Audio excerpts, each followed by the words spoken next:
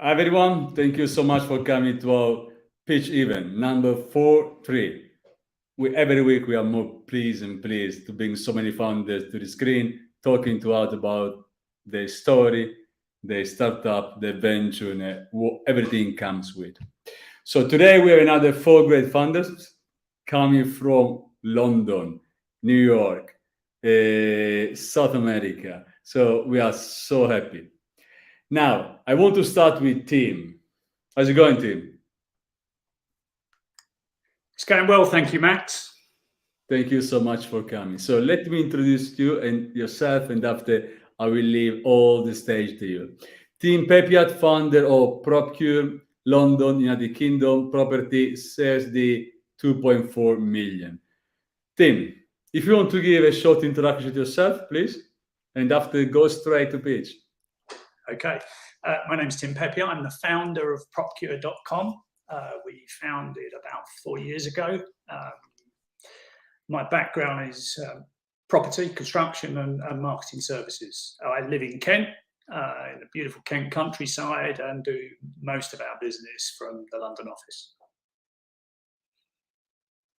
Thank you. Let's go. Okay.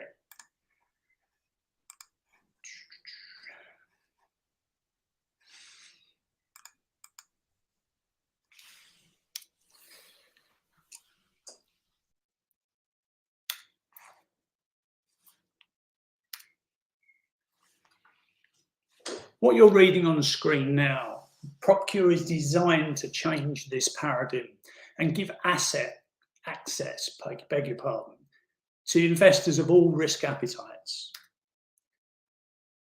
I'm now going to show you a short video to give an overview of the market. As a single or smaller investor, you can often lose out on the more lucrative property deals.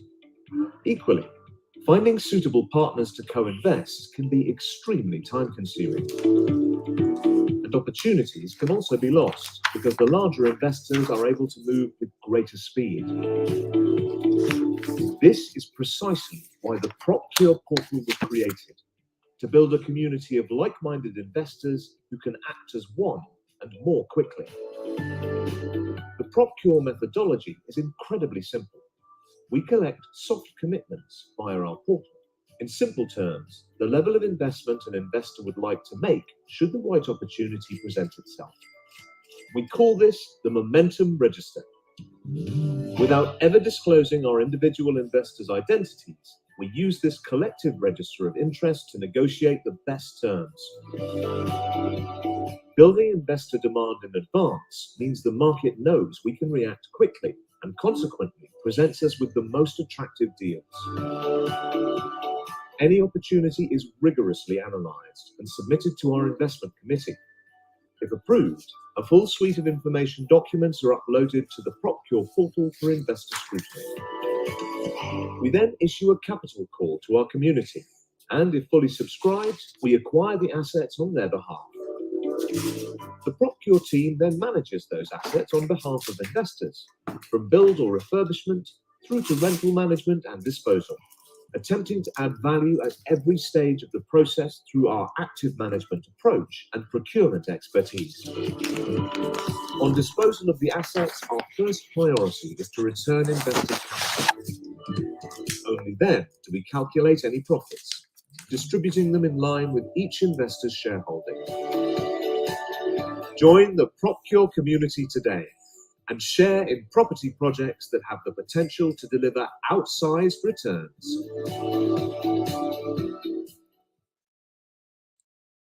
So where are we today? We're live.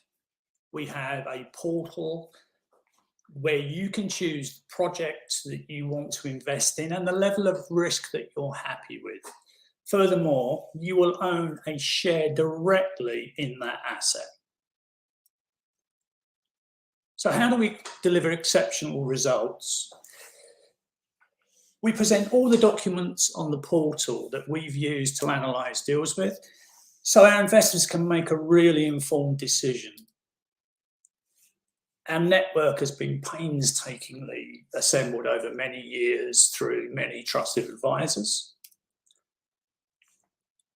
your capital is invested at the point of asset acquisition and therefore working for you immediately. There is no time lag between when you commit until the money is working. It's directed to the asset immediately.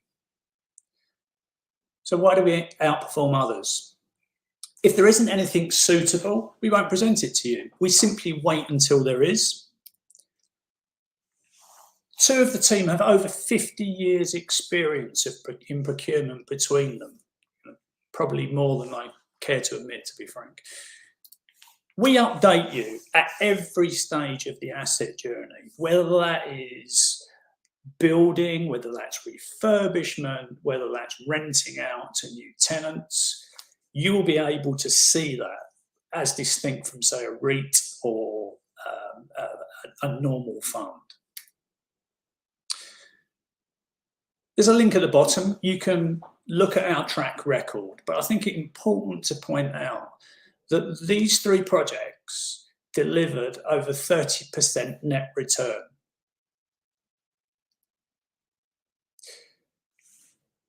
Drawn from the worlds of property, banking, consulting, and fund management, we believe we have the expertise to cover any eventuality, any difficulty, whether that be financial or through construction.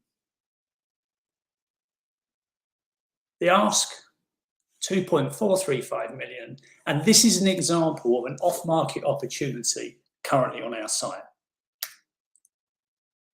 Thank you very much for your time.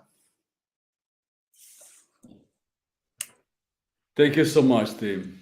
Thank you. Let me start with duration. What's the average duration of any investment you have been doing so far? So on the site at the moment, for a project called Project Gita, that's a minimum of 50k. We have others that are a minimum of 5k.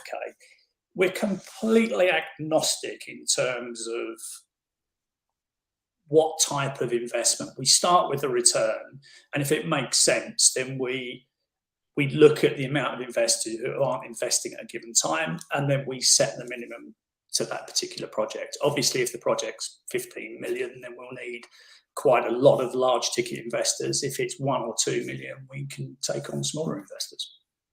And what's the average duration in terms of time? So we have one at the moment. You know, I actually put an email out saying if something looks too good to be true, it normally is. But it should deliver, and it's come from an official receiver, 64%. And that is an 18-month project because one of the investors wants to dispose of it.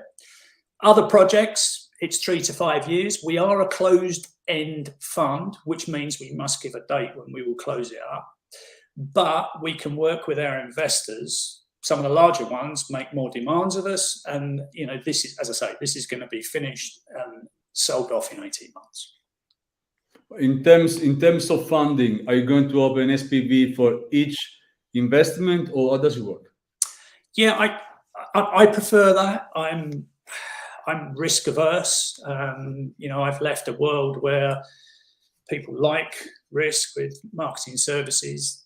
Yes, I want it to have its own balance sheet. I don't want any cross-contamination from my investors. I fully expect them to invest in more than one project, but you know, one will win better than the other. You know, we don't talk about loss. We haven't had one so far. Which is brilliant. I mean, it's so important to be cautious, right, when you invest money.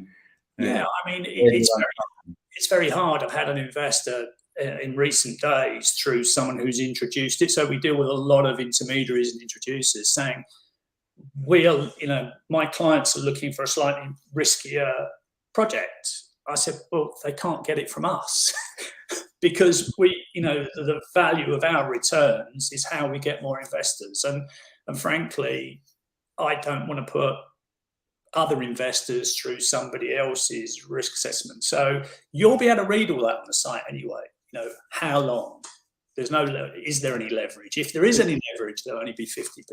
So we're very informative. If you compare the level of return, I mean, it must look like a very risky investment, right? 68 in 2 years' time. This is what appeals Yeah, Risk investment. I ran a global marketcoms business, and there were no assets other than the people. And I'm not decrying that. David Ogilvy said it's all your assets leave at 5:30. But I wanted, and my brief to our lawyers was, I wanted a more boring existence. So it's asset backed. We're buying at a discount.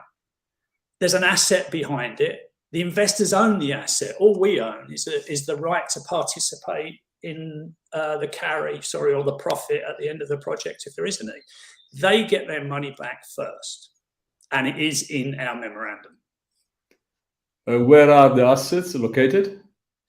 We're UK at the moment. It is popular with many people because of the rule of law here and the sophisticated and well-established market. That's not to say that we haven't had offers to go abroad. I'm very much, we're 3 or 4 years old. When we're 7 or 8 years old, we may expand further. But we'll do this well and do it right until that time comes. So today, if an investor would be interested in coming on board, what's the process?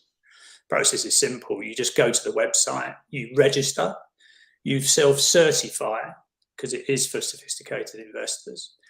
And then we will take you through AML, KYC, PEP, and we'll verify that you are a serious investor, because we have other investors who need to know that. And then you've got access to the portal. There is, from that video, the momentum register. All it says is, I'm an investor, I like what you're doing, and should you find something that I like, I'm interested to this amount. There's no commitment until the point that we actually say, we're going to buy an asset, and we issue a capital call, and then we find out how many are genuinely interested. Anyway, the commitment comes asset by asset. It does. As you rightly pointed out, and I've failed to mention, and it's in an SPV, so it's ring-fenced, it's its own balance sheet. We also have because we're regulated by the FCA, we have an investment committee. So before it goes up to the site, it goes through 3 people. I sit on that committee, but I don't have the final say. It is a proper, fully functioning investment committee. And my last question is, are you going to move outside the property, or you stick there for now? No. There are other sites that do similar things to us. We are absolutely laser focused on doing property, doing it well, and only doing it when we truly believe there is the opportunity for a significant return. So FOMO does not apply to you, right? You're missing out. Well, it actually, as I was running a Marcoms business, I made 9 acquisitions. And I got a question the other day from Bloomberg, and they said, how many of them would you do again? And hindsight is 20/20 vision, but one of the assets I bought for 1.6 million, they sold a minority stake to Lloyd's Development Capital for 28 million. Wow. But I don't want that. I don't want the seesaw environment for me, and I don't want the seesaw environment for my investors. I want them to know that hopefully, I can't say that because of the FCA, hopefully the worst that happens is their money is protected. And yes, it is a projected return, but they will see a 5-year cash flow. Yeah. 5 years, even if it's a 3-year project, and they can sensitize themselves. We give them the spreadsheet, we give them all the documents. So, and I know I'm conscious that I am over talking. And there are other very, very good founders about to come after me. So thank you very much, Max. Thank you so much, Tim. Thank you so much. Please stay with us. We are all back. Pleasure. Meanwhile, I'm with our second fund. So, Malgorzata, Jaremko. That's a long track, PhD, MBA, and so on. I will let you present yourself after Malgorzata. So, the founder of Gosia Genomics Inc. New York, US, of course, held pre-seed 650K in USD. How's it going, Marketplug? I hope I'm pronouncing well your name. I'm very well, thank you. Yes, you did very good. Thank you. Please give an introduction to your very strong background, and after go straight to genomics. Thank you so much. Hello, everyone. My name is Malgorzata Jaremko. I'm board certified geneticist with over 20 years of experience in genetic testing. I have PhD in molecular biology, originally from Poland, and currently living in New York. I've been in the space, as mentioned, many years, and I've seen different shapes of clinical genetic testing also on patient side, on provider side, and that actually prompted me to start my new company, Gosia Genomics. Gosia Genomics is building personalized genetic-based platform for prevention of chronic and mental health diseases. Many of us experience firsthand many of the chronic and mental health diseases either through our family members, ourselves, or friends. And unfortunately, 1 in 5 supposedly healthy individual is going to develop throughout their lifespan some of those severe conditions, and they disproportionately affect females. The good news is, though, that proactive DNA testing can inform us about those disease risks, and knowing what we are predisposed to, we can prevent it. This is where Gosia Genomics comes with our solution. Platform end-to-end. On the patient side, we offer saliva DNA test. It's not only for evaluation of risk for various diseases, but also markers for nutrition, wellness, aging, drug response. All of that supported with dietary and health coaching, patient education, in order to provide patients tools in their journey to prevent diseases and also improve the quality of life, health, overall well-being, and longevity. On provider side, we are building AI SaaS platform that is going to translate DNA data, complex DNA data, into simple and actionable format. And this is very critical because many providers, they don't have background in genetics. And also, on average, they spend short amount of time with patients during a visit or telehealth medicine session. And our platform aims to provide higher quality and more efficient patient care. How does this work? After patient undergoes saliva test and sees the provider uses our software in order to identify the highest pinpoint for patient care and either establish the next steps, referrals to specialist, or adjustment of the treatment and long-term monitoring. Our business model is we are B2B in terms of DNA testing and counseling services is a cash paid model. Long term, we're looking towards insurance reimbursement, but we starting also focusing on concierge medicine, employer wellness programs, in the future health systems, and other practitioners. When it comes to our software platform, we're looking towards individual physicians as well as institutions. Genetic testing markers is growing opportunity. It's going to reach $15.8 billion by 2030, with the highest concentration in North America. So to start with, we're looking to deploy our solution in US, but long term, we're also looking into expanding to Eastern Europe and Middle East. What differentiates us from other DNA testing providers and SaaS platforms? So we basically focus not only on providing DNA testing laboratory reports, we support providers to translate this into actionable treatment prevention plans. And also, we provide a clinical grade testing, which is very important when you compare us to DTC testing, where frequently they only test selected mutations that unfortunately are not relevant to all the different populations other than one specific selected population. When it comes to the SaaS, genetic base specifically for providers, there is no specific solution currently. We have very experienced team. besides me, Ray has over 20 years of experience in business, financial operation. Dr. Over Tochuk is our lead for AI and data science, and we're building the team of advisors on concierge medicine side. We have initial traction with some of the remote patient monitoring platforms. We are also in discussions with various concierge medicine practices, and we have various partnerships. We graduated from Health Whitecutters Accelerator, and we have partnership for clinical DNA sequencing, bioinformatics, and genetic counseling. And we're looking towards placing our operations in New Jersey, and the regulatory route is very simple. CLIA and the New Jersey Department of approvals. We have some physical assets on our hands that would allow us to internalize some of the work. So we are looking to raise our pre-seed round in the phase approach, and the first phase is dedicated mostly to set up our CLIA clinical operations, file some initial IP, and finish the wet bench validations for our custom DNA test, and start offering the genetic services in Q4 of this year. Thank you very much.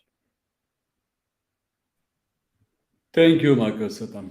I'm taking away my glasses. I need to use my glasses. I'm getting old when I watch too long the screen. Let's start from what is the very much pain point for business like yours, the regulatory.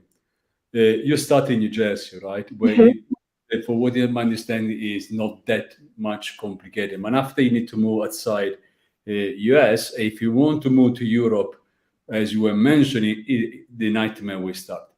So Yes. how are you going to approach this process?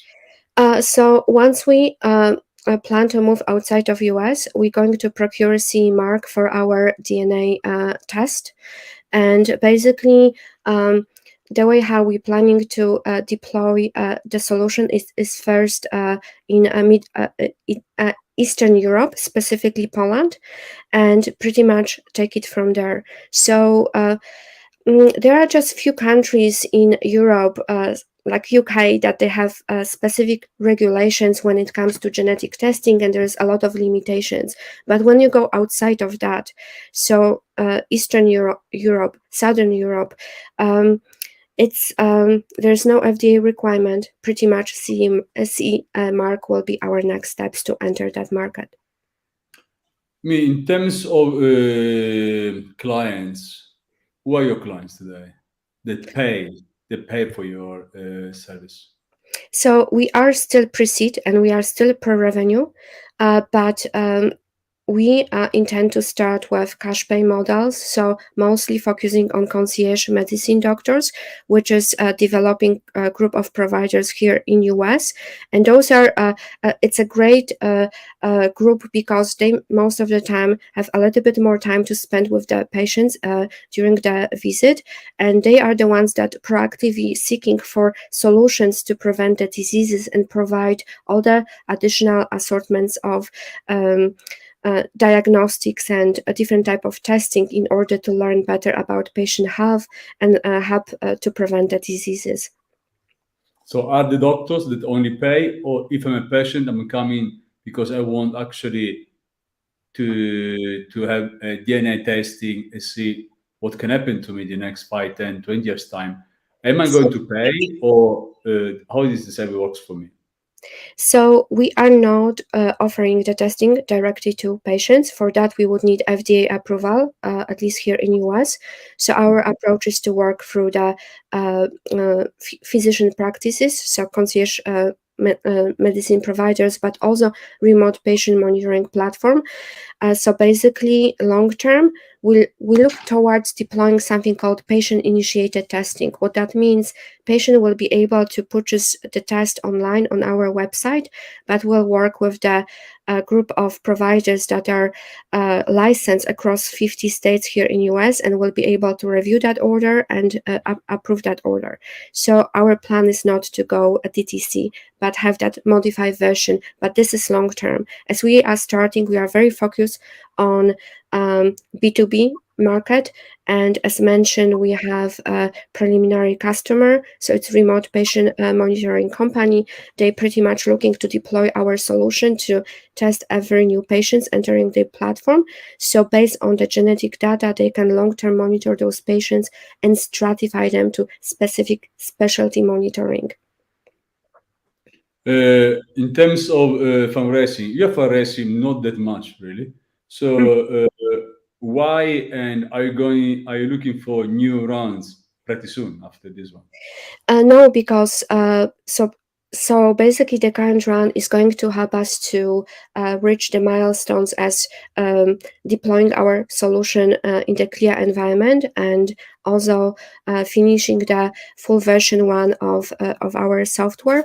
But we're looking towards supporting our operations for organic growth, and this is mostly because we are not starting on the reimbursement side. In my experience, it's really very challenging in US to get insurances to pay for genetic testing. So that's why we're starting with the cash pay model, and that's going to in turn fund our organic growth. Is that something that, for example, in UK can be done with NHS?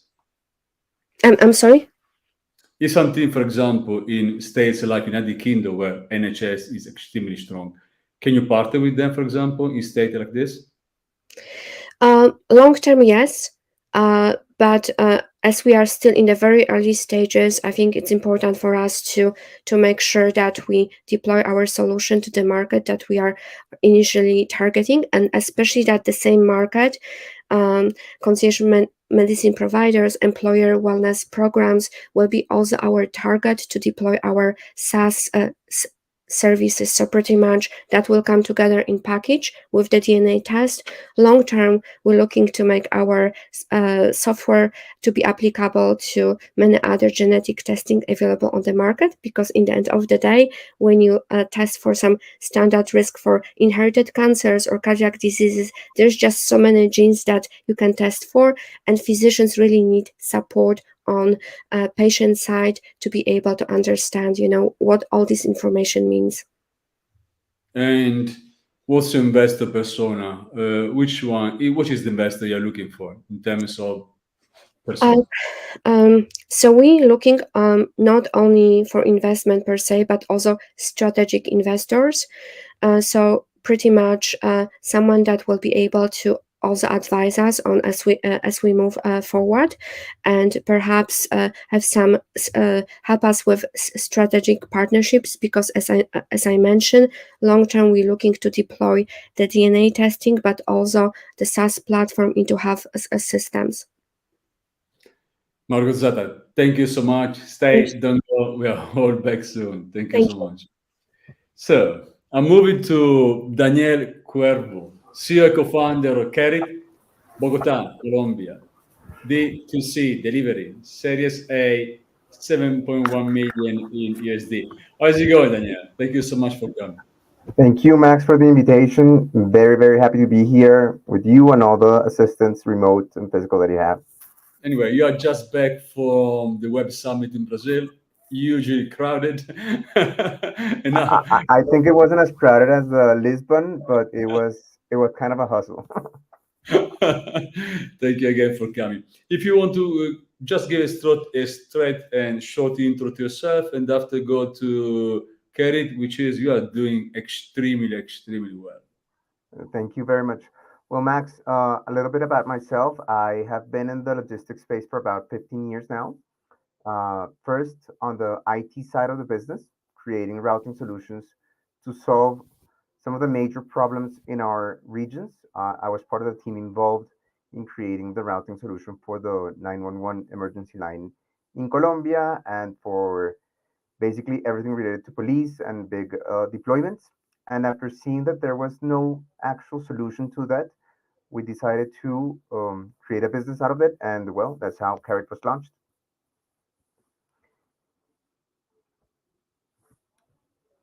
And well, now that you've given me the stage, so yeah, Carryt is basically a tech-enabled last mile delivery company focused on D2C and little mom and pop stores. For people that are not related to what's happening in Latam, when in the US or in Europe, you're buying out of your consumer good products, you're buying out of Walmarts or big retailers. In Latam, it's a very, very fragmented space, which basically translates into a high cost of the supply chain cost in for the product in the space going from the distribution center into the end user. But the main reasons for this to happen is that in 99% of the cases, transportation companies do not use any planning tool to do their deliveries. And they're working on a very reactive space, trying to hire independent drivers that represent 62% of the fleet to do those deliveries. So when we saw our capacities and we saw that type of a problem, we decided to create Carryt, and we made it our mission at Carryt to perform carbon neutral, efficient last mile deliveries for the CPG and D2C industries in these countries. And how do we do it? We do it by empowering these same independent drivers with our whole technology stack. As I was telling you before, it is a very, very fragmented retail space in Latam, and we're focusing in 3 countries where we believe that 65% of the GDP is done. And we're basically focused on these 2 industries. The first one is helping companies like Nestle or Procter & Gamble or Unilever deliver to their commercial channel that makes 70% of the sales and moves $12 billion in products every year. We're helping them reach around 2.5 million little stores every week. And the second big industry that we target are basically companies that sell through resellers like Natura or Avon, and that need to reach about 4 million people every sales cycle, which is about 15 days. We have created a technology that allows us to be completely different in 4 spaces. With all the logistic efficiency that we create with our routing algorithms, we basically maximize the number of packages and allow to have reduce the cost per delivery by 35%. We have built what we call a transportation management system that allows us to model the driver journey so that from the engagement into how we pay them, we're basically managing that relationship. And with this reason, we're able to deliver high service levels and very good gross margins. We're also having real-time tracking, which allows us to increase the end user satisfaction. And because we've built this in just about 26 months that we've been out there, we've been able to sign contracts for about $23.2 million. We closed our seed round in 2021 for $900,000 with great institutional investors. And we've been able to scale the number of deliveries that we have to over 500,000, but we do it with basically 2 focuses. The first one is maintaining positive unit economics. So we're targeting a 16% EBITDA margin. And the second one is doing it with high service levels. So we have a 99% service level agreement, and we're doing it sustainably, helping the environment and helping our drivers become better paid. We have great partner recognition and over 100 corporate clients in the 3 countries that we operate. We are right now over 100 people in the company with great management team, very complementary one from each other, with all the knowledge to create great products, to create great logistics, and to create great expansion. And for this reason, we're targeting to be able to have revenues of about $300 million by 2026. And we do it by expanding through a model of consolidation hubs, very similar to what in the MENA region or in Southeast Asia is being done right now. With all this, we're focusing to raise a $7.1 million round. We already have around $3 million in hard commitments. 2.5 come from one of the 4th biggest cosmetic group in the world. And the rest we're still open. How we're going to allocate this is to be able to expand to Brazil, where we bought the Brazilian branch of our most direct competitors last month, and being able to increase those consolidation hubs that I'm telling you so that we can expand geographically, very asset light. Thank you very much for the space and for the time. Thank you so much, Daniel. It's astonishing the level of growth you have been capable to achieve so far, and which it tells a lot about your commitment and the good that you guys are delivering. Now, today, your revenue are coming from two different business models, manufacturers and wholesalers, one side, and the other side, it's direct to consumer, right? How does, in terms of income, where is that is coming from both sides most? Well, 90% of the revenue come from the CPG industry, companies like Unilever and Nestlé. We found that in our competitive landscape, we were creating very, very big value to this industry because we're doing two things. We're being able to reduce the cost of product, therefore being able to create better revenue for our clients. But the second thing that we were doing very well was that in this space, we were not only delivering products, but we were also collecting the money. So right now we're handling around $400,000. And one of the features that we created in the product was an embedded finance feature in which we are eliminating the use of cash in this industry. By eliminating the use of cash, we're not only creating lesser risks for us when we're out there with, I don't know, $10,000 in one of the drivers, but we're also allowing to better reduce the cost of reconciliation at the end of the day. We are being able to increase the sell-in, what we call the sell-in, how much the little stores are buying, because we're providing them with cost of working capital credits. And for all this reason, we have been like a great partner to our clients, and that's why we've been able to grow so fast. But why you decided to move also direct to consumer, not just take on the manufacturer and wholesale?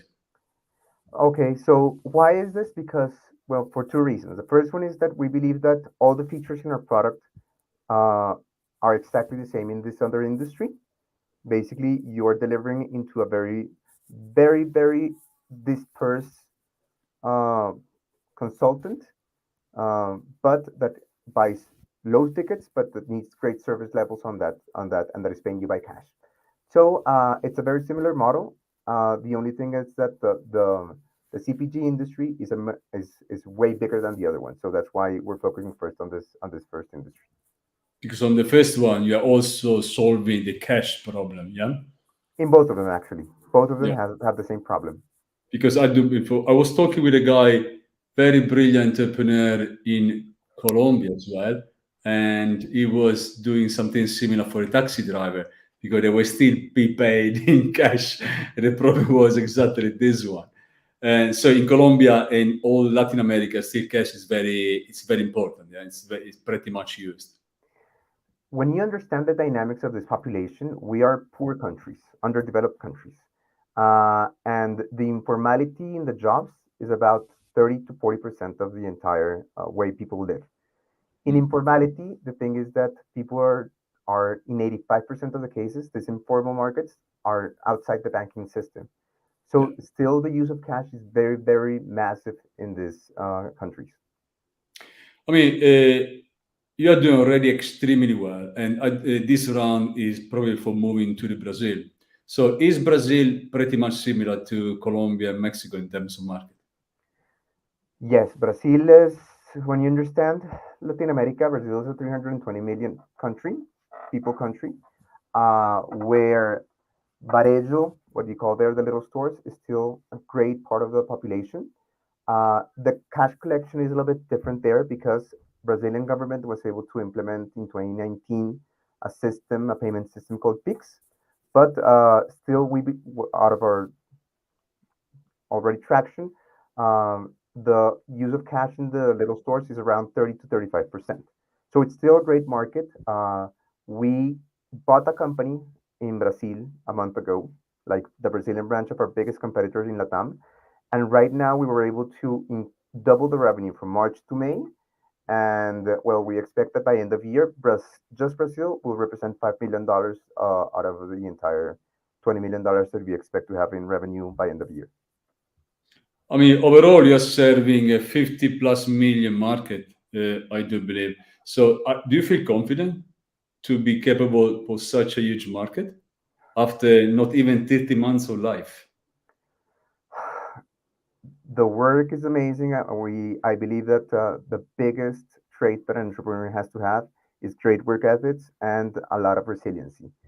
Uh, my entire hirings in the company are focused on having people with those same traits, great working ethics and great resiliency, because well, the journey is not easy, but if you love it and if you have those traits, we believe that we can achieve all the things that we are expecting.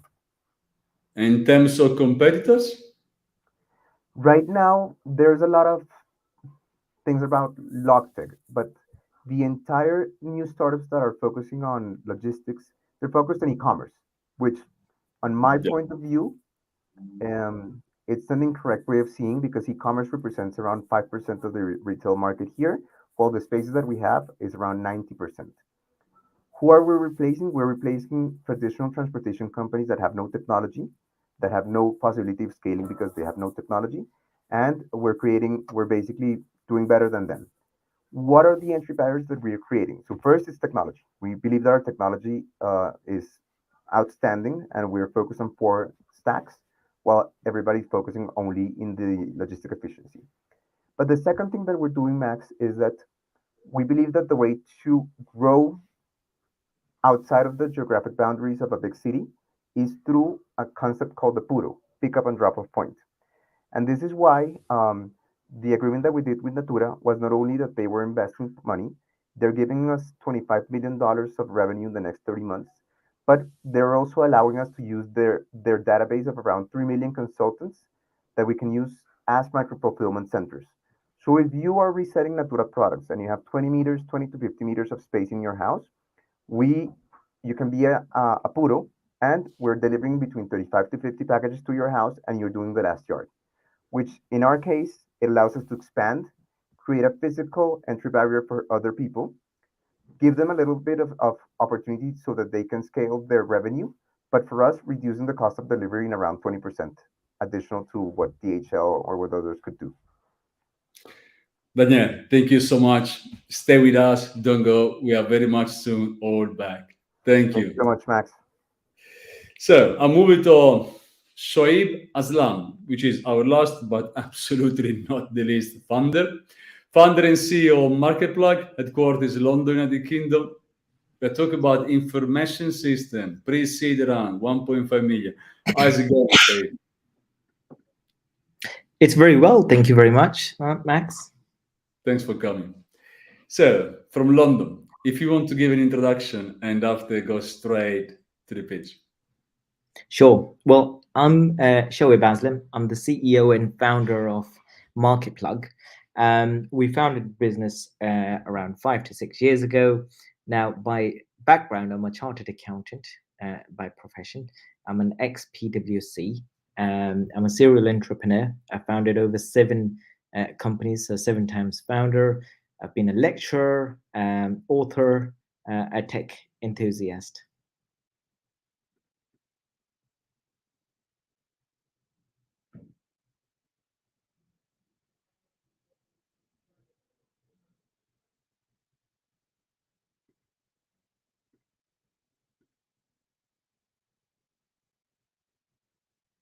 All right. So we have the picture. So welcome to Marketplug, where we're building currently the world's biggest super app. The objective here is to bring people and brand in one ecosystem.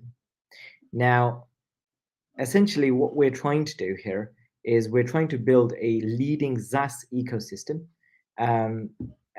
for brands and people in one environment. Now, Marketplug is an industry-first SaaS ecosystem to connect those brands with the consumer base through our super app. We're due to launch in beta stage in Q3 of this year. Now, the current problem that we've seen in the market is where you have, brands, but they don't have a 360 perspective of their business. So, for instance, if I was to look at a brand's website, it wouldn't give me everything. I would need to perhaps go to the social media separately, Facebook or LinkedIn. I may need to go to LinkedIn or Recruitment or Indeed to apply for a job. I may need to use CRMs for Workspace or Calendly, for example, for productivity. I may need to go to Eventbrite for tickets, and various other applications to see a 360 perspective of a business. So what we're trying to build is one central ecosystem where brands can operate and have their workspace tools whilst owning their members in a community through blockchain as well, and social media, communication tools in one environment.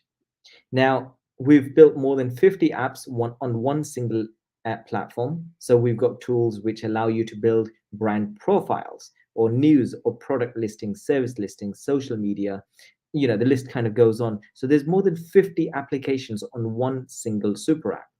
The way we compare with our competition is, as on the right, you can see our nearest competitors are actually Google and WeChat. WeChat is currently the biggest super app in China, so everyone uses WeChat. We have 20 times more functionality than WeChat. Our current team, and I myself, I'm the CEO and founder. I have a strong CTO who's led a lot of teams for global brands, and we have a very strong development team comprising of 78 full-time in-house employees of Scrum Masters, business analysts, designers, front-end, back-end quality assurance.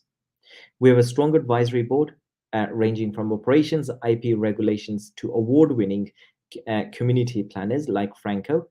Our current market size in phase one, we're just trying to focus on 3 industries: fashion, sports, and music, making a total industry size of $2.2 trillion. And initially, we'll try and acquire 3 global brands. So for instance, for the fashion brand, they're trying to build their products, services, and tickets, along with the communication tools and their workspace in one ecosystem. Whereas a sports brand that we're speaking to, they're trying to sell their tickets and merchandise, VIP boxes as services, and being able to further monetize by selling hotels as hotel bookings as well, along with streaming the match. And it's very similar for a music brand. Now, if we were to focus on these 3 brands, and so for fashion, that the brand that we're currently speaking to, they have 40 million followers. They've already agreed to get their 40 million followers to be introduced to Marketplug. And if we were to only gather 1% of that, I mean, we're confident it's going to be more than that, we'll have 400,000 users. And it's the same thing with the sports brand, 5.8 million users. So in total, we're expecting to have 6.8 million users in phase one, making a total revenue of $68 million. We hope to go into phase 2 with further Series A and thereafter Series B. Currently, we're trying to raise £1.5 million, which will be allocated between development, operations, onboarding, and branding. However, 90% of the development is already complete. The business is SCIS and EIS eligible. It's been entirely bootstrapped by myself by £1.2 million. Thank you very much for watching. Thank you so much, Shoaib. So let me start with your comparison to WeChat. Now, what you had to say to the many investors? They say the only one, the super app, which now even Elon Musk is trying to do, does work in the West, but only in the East. Absolutely. I mean, first of all, there's a huge market in the West because in the East, WeChat does exist. The issue with WeChat is that it's a standalone super app, so it doesn't overlap. So for example, you don't have social when booking a rental property. So if I wanted to book a rental property and be able to buy a product and a service, along with seeing who's checked into this property, I may need to go to Instagram to see the stories. There is no one ecosystem to overlap those. And WeChat has several different components. So it has groceries, it's got chat, but there's literally a handful. We have a rental, we have workspace, we have services, we have products, we have a search engine. So we are truly revolutionizing the internet from that aspect. We believe in true sense, WeChat is not really a super app. Anyone who's actually looked at our super app actually realizes that is XaaS, which is anything as a service. Before I move to another question, everyone from the audience want to make any question to Shoaib or all other founders, please just write them down and we bring to them. Now, who is today, you already have some traction, but if a brand comes to you, why they do? Well, for several reasons, really. Currently, brands do not have one environment to be able to show off their website, their social media, their reviews, and be able to get their employees to work in one platform for CRM tasks. They'll need to use multiple applications, and therefore the inconvenience for integration, which is costly, and the user experience is not that great. Imagine all of that in one environment, which just means now you can communicate with your employees as well as your potential customers and your current customers, along with showcasing your products and services online as an e-commerce store. So far, you have been completely bootstrapped by yourself. And now, after such a long time just working on your project and today looking outside for some external investment, who is the investor you would like to have with you? And which investor would I prefer to you? What's your preference? I mean, look, we as a ultra super app, we hit a lot of different corners here. So we hit marketplace investors, we hit B2B, B2C, we hit social media investors, including the blockchain and NFTs as well, because it's data ownership. So actually, we are quite well versed in terms of the diversity of investors that we're looking at. So by nature, the business is so diverse that we could really be potentially be speaking to any type of investor for this. In terms of economics, how do you make money? So we have a number of monetization models. There is a freemium account for business profiles to build their business profile like a Shopify business builder, but absolutely free. That's where we're going to cut most of our competitors. But then we're going to be having premium features for your business website. And that allows you to have further e-commerce and recruitment and HR tools and workspace tools. So that's one aspect. Furthermore, we're charging 5 to 7% for each product, service, and rental item sold. Whereas Booking.com, Amazon, Fiverr, and Upwork, they're charging around 15 to 25%. So we're going to be cutting them significantly. We are also ad-free, so there's no ads on our social media platform or on our search engine. So we make money in various other methods. So yeah, I mean, we also have a ticketing system for buying leads as well, a bit like Bark and ServiceTalk. So the monetization model is truly beautiful. So we have one question from the audience. I'm going to bring the question just here, right? So we can read together. Alvetina Evgrakova. I hope I can pronounce the name. It's not that simple, but great pitch. Thanks for taking it live, Shoaib. What would be the impact of your startup? It would be so great to have an outlook on that. What's your answer? I think that's a brilliant question here, Alvetina. The impact is quite immense actually. But remember here, we're not a replacement of the existing Calendly or Facebook or LinkedIn or the Shopify store. We're not a replacement. We're just saying, hey, we are a super app that offers so many other diverse aspects. So try us as well. Okay, don't leave your website. But I think the question needs to be split into two. The short-term impact is where we get traction, and the long-term impact is monopolization. And I think this is one of those businesses that can have a huge monopoly amongst so many. I mean, Google's an example, right? And I think when you look at Facebook, and then you look at WhatsApp, and then you look at so many other components owned by Meta, there's a reason why they've bought WhatsApp. But imagine having everything in one ecosystem, but some aspects you can make money and some you can't. It makes us the ultimate super company. I hope Bettina is okay with your answer. And let me say hello and thank you to Lido. Lido is always with us. I'm very happy. And we try to have a very good impact on Africa ecosystem as well. And Shoaib, don't go, stay there because we are bringing all our funders back. And I would like to start with you. And first of all, any founder is driven by passion, in my opinion, right? We don't do this for money. You don't sleep 3, 4, 5 hours per night or per day when you sleep. You did this because it really matters to you, right? And we do all try to change something for good. So what's your motivation, Shoaib? And the second question is, we close with this one with you. Why invest in your startup? Sorry, could you just repeat the first question, please? The motivation, what motivates you? Why didn't it?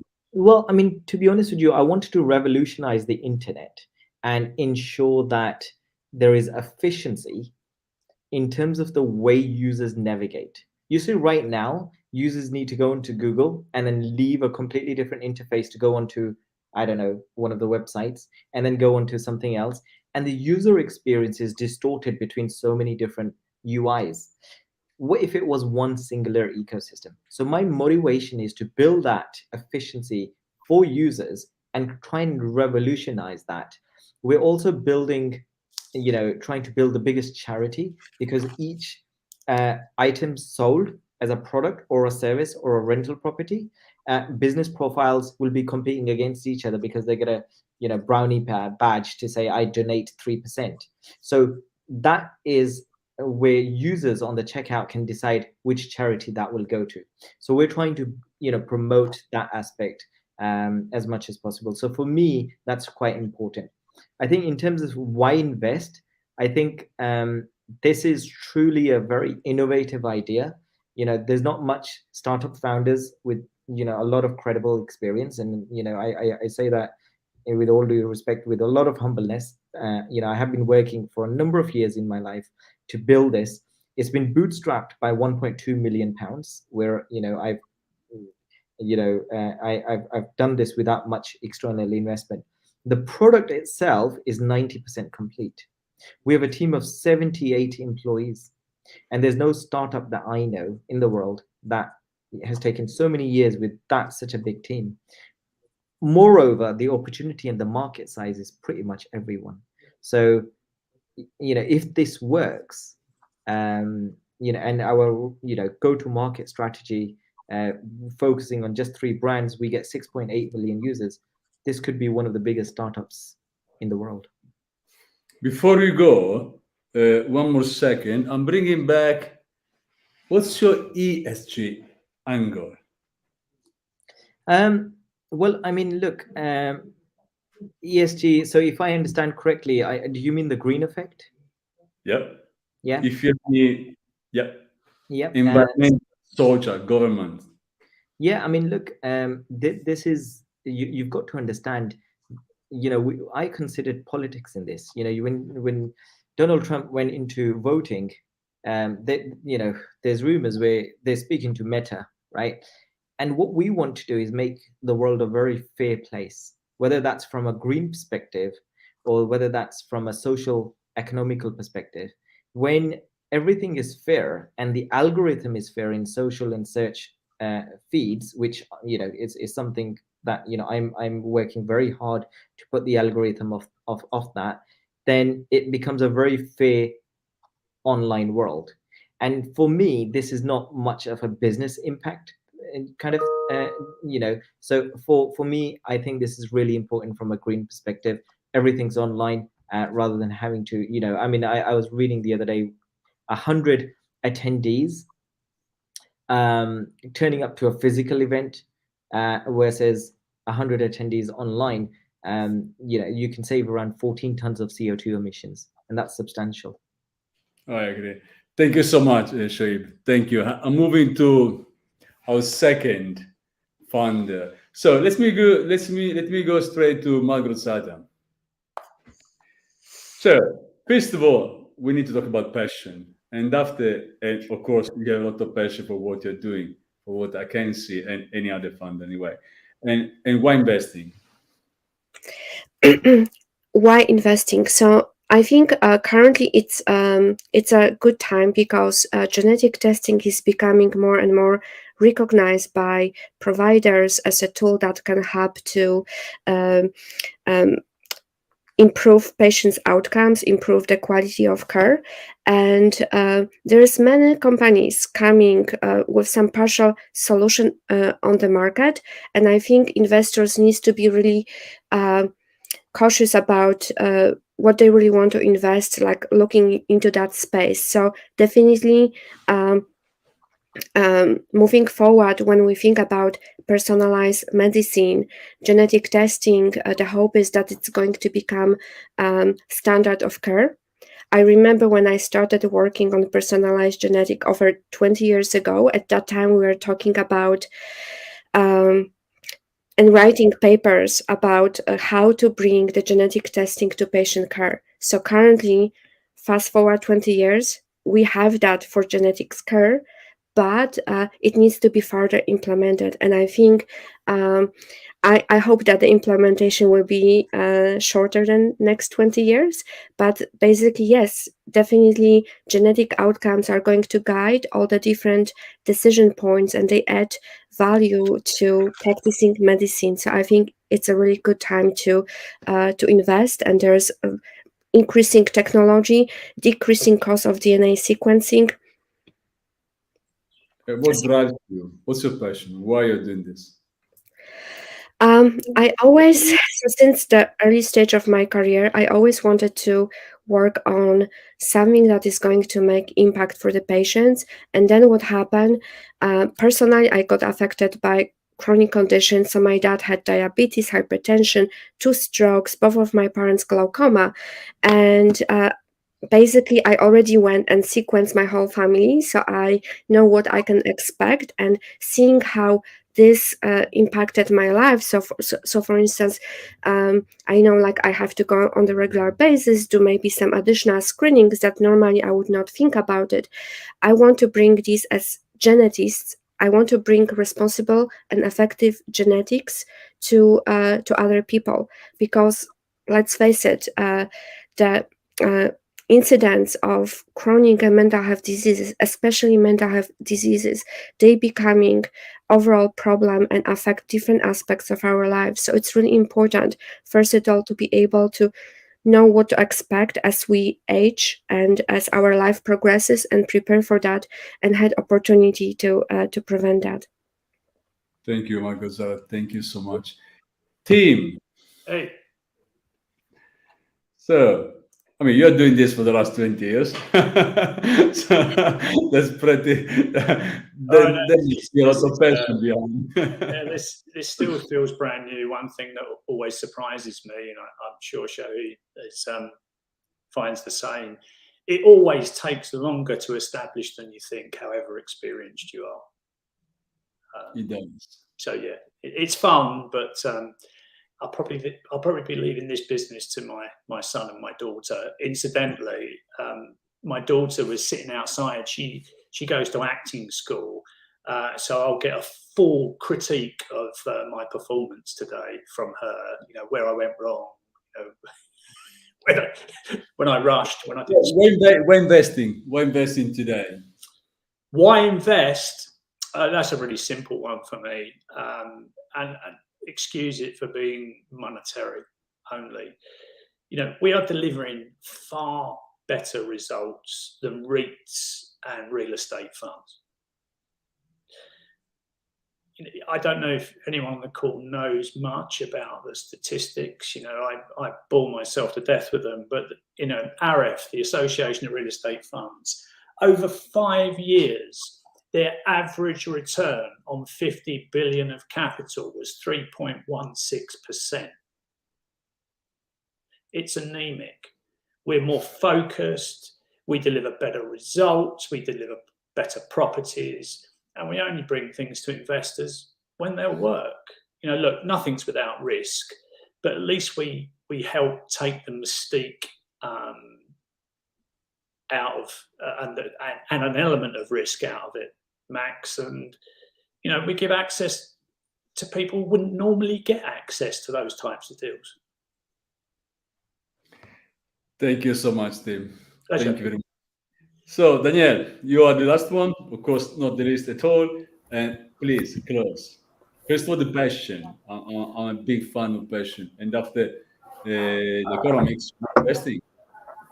Well, the passion is change. I think that all the people to whom we deliver, we are changing their lives. And I don't want to sound like this cliche, but remember that the people that are receiving the packages, they're using that as their income so that they can resell that to other people. So if they receive it at lower cost and they receive it in good timing and they're able to change from being outside the banking system to receiving credits, we are changing their lives. And it's so impactful because in Mexico, for instance, they say that 6 out of 10 people live out of the mom and pop stores. So we're really making some change, and that's the reason why I wake up every day and I say we want to create this and want to increase the revenue. That's why we do it. And the second question, Max, sorry. Why investing? And the reason is change always comes through great financial opportunities. So if we are able to really transform that last mile delivery space in the specific industries that we target, we are making a business that is sustainable, that is profitable, that is growing at a 25% month-on-month rate, and that is always going to be a good investment for anybody that is willing to have a future exit in the following years. Daniel, Shoaib, Marketplug, and Tim, thank you so much for being with us today. Thank you to all our audience. I really enjoy it as always. I love talking to funders. And I really wish you all to have all the best. And I hope in EquityMatch we can help you to raise these funds and moving ahead and reaching everything you want to reach. Thank you so much. We are back in this week, Tuesday. Thanks, Max. Bye for now. Bye-bye. Bye-bye.